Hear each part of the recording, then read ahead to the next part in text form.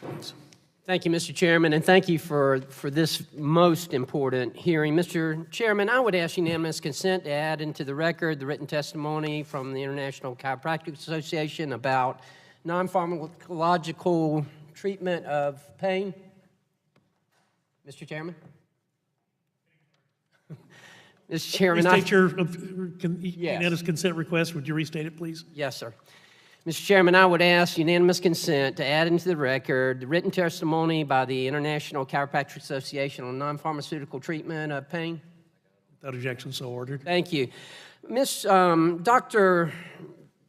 Shuchat, last year there was a study done that I believe was done in collaboration with the CDC and Johns Hopkins and HHS and NIH and CMS that was called Examining Insurance Coverage for Acute and Chronic Back Pain Treatment, a pilot study. Are you familiar with this, dealing with insurance companies and how they can actually not approve non-pharmaceutical treatments and actually push more opioid use by what they cover and what they don't cover?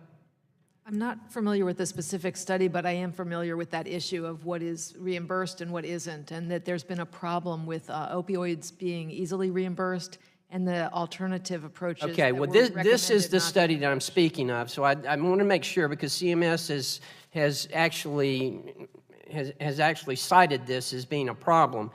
Also, in the New York Times, there was an article last week that addressed this as well that I want to bring to your attention. And essentially what it says, it gave very many examples about how pharmacy benefit managers, PBMs if you will, and insurance companies are actually pushing more opioid use by the fact that they're not approving the use of non-pharmaceutical or non-opioids. There are, whereas I agree with Dr. Gottlieb that there is a gap there between, ibuprofen and the NSAIDs, and then we go to opioids, and we need to fill in that gap. But there are some things that can be used. You can use gabapentin, you can use Neurontin, Lyrica, those type of things. But in many cases, the insurance companies don't cover them. The PBMs don't cover them. Or the copay is higher, or you have to get a prior approval, or it's in another tier, a higher tier, so that you have to go through more hoops in order to get it approved, which of course is leading to more opioid use. Do you care to comment on that? Is that something you see? Yeah, our incentives have been going the wrong way to get better practice, better pain management, and avoiding the harms of opioids. What can you do? What can CDC do? I mean, is there anything you can do to encourage? I've not had any success in dealing with the PBMs, I can tell you that, but perhaps you will. Yeah, CDC's guidelines for the treatment of chronic pain are now being taken up by a number of health plans, insurers, medical societies, and the defaults in the electronic medical records and the ordering are better in many places. But I wanted to say something about the pharmacy benefit managers and the... Please hurry.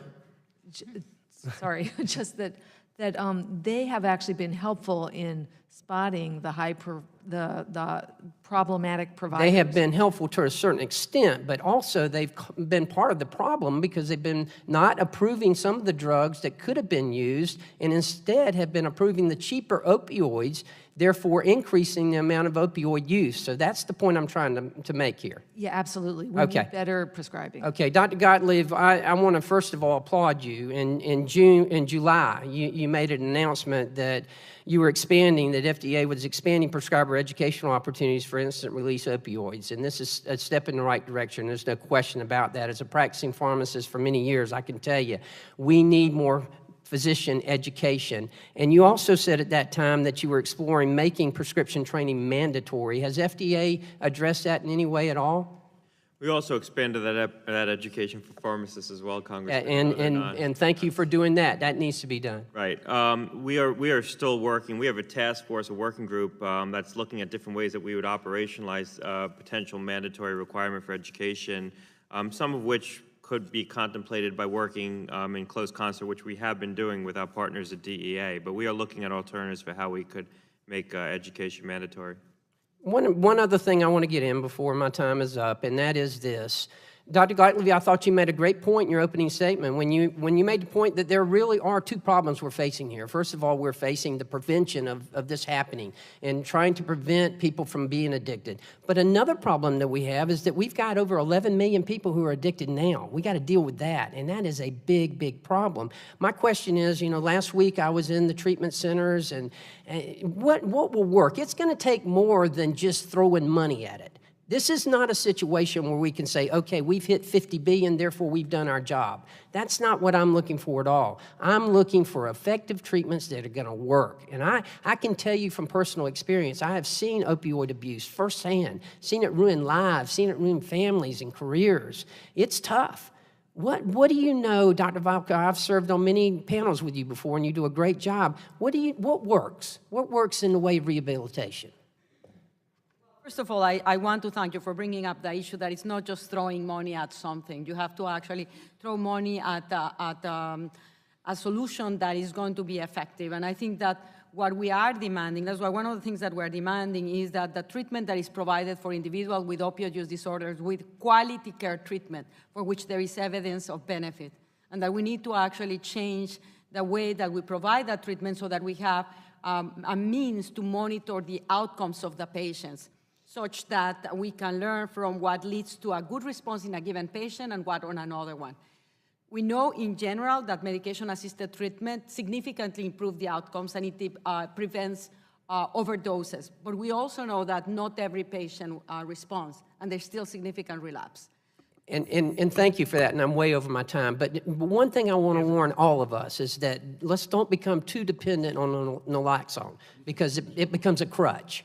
And that's just not good. We've had problems already in Jacksonville, Florida, south of my district, where they can't even carry it in the ambulances anymore because of the high cost and people getting it 3 or 4 times a week. It does not need to become a crutch for these people as well, although I understand fully the value of it. Thank you, Mr. Chairman. Time has expired. Chair recognizes the gentleman from South Carolina, Mr. Duncan, the newest member of the committee.